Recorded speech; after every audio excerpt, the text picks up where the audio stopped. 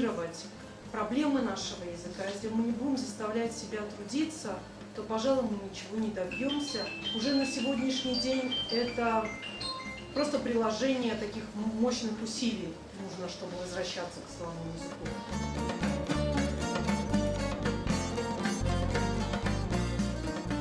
Для того, чтобы узнать о том или ином явлении прошлого, да, вот недостаточно нам читать какую-то литературу о чем-то, да, вот этого недостаточно. Очень важно работать с источником.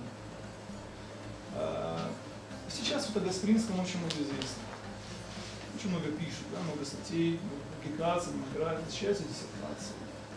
Но существует сейчас в народе, среди ученых, различного рода, так скажем, неверные интерпретации, скажем так.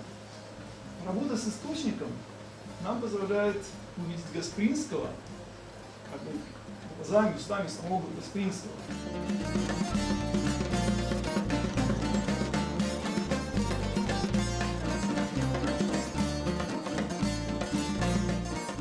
Dun avobuzum küçük torunumuz Servinaz. Kendi mi? Çarpmış çarpmış.